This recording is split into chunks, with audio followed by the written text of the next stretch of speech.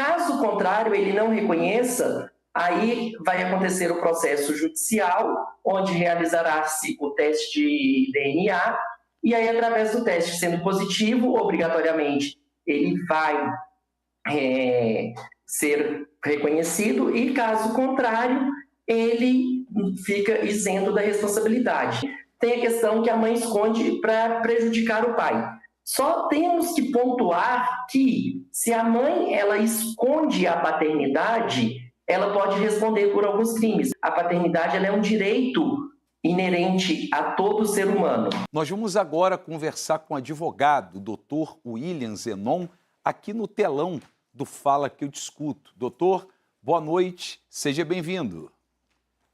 Boa noite, eu agradeço muito a participação, o convite. É um prazer imenso estar aqui, bispo, e muito obrigado pela oportunidade e por estar aqui levando essa informação às pessoas da melhor forma possível. Tá certo, a gente que agradece a participação do senhor.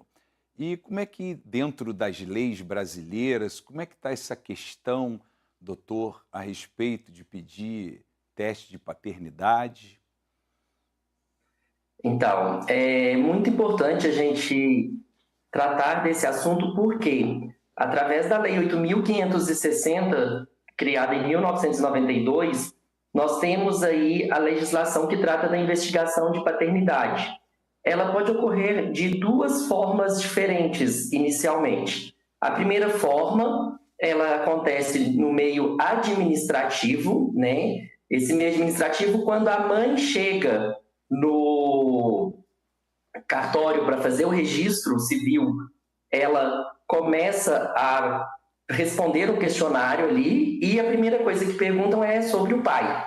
Quando a mãe não tem os dados do pai diretamente, ela vai tratar os dados que ela tem, como o nome, o endereço, as informações mais importantes ali, e o oficial ele tem a obrigação de comunicar ao Ministério Público e ao juiz para que eles vão oficiar o pai para responder ali se ele reconhece ou não a paternidade de forma voluntária.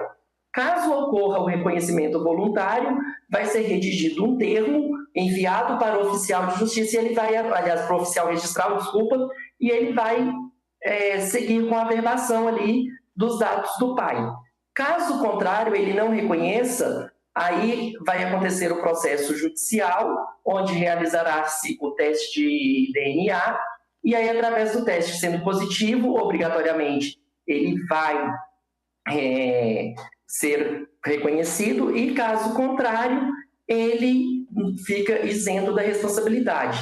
Nós temos só que ressaltar o seguinte: o teste de DNA ele é feito, inclusive, durante a gestação. O reconhecimento da paternidade ele pode ser feito durante a gestação, pós-nascimento e, inclusive, pós-mortem, né? Ali depois da morte do pai, que é através dos herdeiros.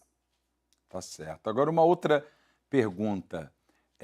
O senhor que está sempre lidando com essas situações, a procura é muito grande? Olha, a procura ela é muito grande. Hoje nós temos, através da Corregedoria Nacional de Justiça, o programa Pai Presente, que nos últimos anos nós conseguimos realizar 42 mil reconhecimentos a nível nacional. E no estado de Minas Gerais, onde eu atuo no momento, nos últimos 10 anos nós temos aí uma média de 20 mil casos de reconhecimento. Mas também temos que entender que esses números eles não são precisos por questões como, por exemplo, o segredo de justiça, o sigilo, que quando envolve menor de idade, pela questão ali do bem-estar do menor, pelo melhor interesse do menor, conforme o ECA, nós temos o sigilo. Então, esse número ele não tem como ser preciso. Mas, a nível nacional, aí, no último levantamento, nós tivemos 42 mil reconhecimentos via judicial. Uhum. E só uma última questão, aproveitando, claro, vai de caso para caso, mas normalmente o interesse é mais quando o pai tem uma condição financeira melhor ou não? Na verdade, nós temos uma questão muito importante a ser levantada. Existe sim a questão financeira, né? Como a gente tratou aí dos casos dos famosos, nós temos inclusive o Silvio Santos, que teve um caso muito relevante. Esse caso do Silvio Santos, houve o pedido de reconhecimento via judicial de um filho que ele teve antes da fama, e ele não aceitou fazer o DNA e tudo, teve todo um procedimento aí do ano de 1996 até o ano de 2005, onde houve o reconhecimento através do STF, o Supremo Tribunal Federal, mas também existem muitos casos que ocorrem pela questão emocional, sentimental.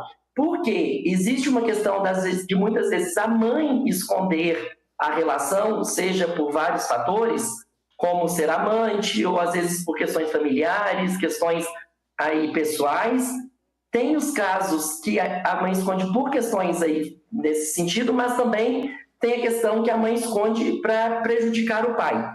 Só temos que pontuar que se a mãe ela esconde a paternidade, ela pode responder por alguns crimes, porque a paternidade ela é um direito inerente a todo ser humano, tá? E aí também tem outras questões que muitas das vezes a pessoa busca o reconhecimento após a morte do pai, nem sempre por questão de herança, até porque o reconhecimento pós-mortem, a ação é contra os herdeiros, né, entra em face dos herdeiros, e a pessoa, para requerer a herança, ela tem um período de 10 anos, e muitas vezes ela faz essa solicitação após 10 anos, mesmo pela questão de conviver com a família, de estar ali presente. Antes do programa, inclusive, eu coloquei nas minhas redes sociais como professor universitário, e tem alguns alunos até mandando mensagem aqui que estão assistindo, eu gostaria de mandar um abraço para os meus alunos, para os meus clientes. Eu fiz uma enquete nas minhas redes sociais no Stories, e de 197 pessoas, nós tivemos ali 61% dos votos que o reconhecimento é por amor, e 49% que é pelo dinheiro. Então, isso vai variar muito de cada pessoa. A gente não pode pensar que é só pelo dinheiro, até porque os casos mais relevantes são da mídia, mas nós temos aí um número muito grande de pessoas em regiões periféricas que buscam esse reconhecimento aí. E, para finalizar, eu gostaria de trazer uma outra situação que hoje é de extrema relevância, que nós temos o reconhecimento através da filiação socioafetiva. O que isso quer dizer? Quando não há o reconhecimento ali do pai biológico, nós temos a possibilidade do padrasto ou de alguém próximo à família que trata aquela pessoa, seja menor de idade, na capacidade civil ali, no que trata da capacidade civil, ou maior de idade, que pode haver um reconhecimento através da portaria do CNJ, né, do provimento 93, que é o mais atual, que trata da filiação socioafetiva. Então, é uma relação mesmo ali bem voltada para o vínculo afetivo e não somente pela questão patrimonial. Tá certo. Doutor, quero lhe agradecer pelos esclarecimentos e até uma próxima oportunidade. Eu agradeço a oportunidade e sempre que precisar estaremos à disposição, a nossa equipe aqui do escritório, para poder participar com vocês. Muito obrigado. Tá joia. Um abraço.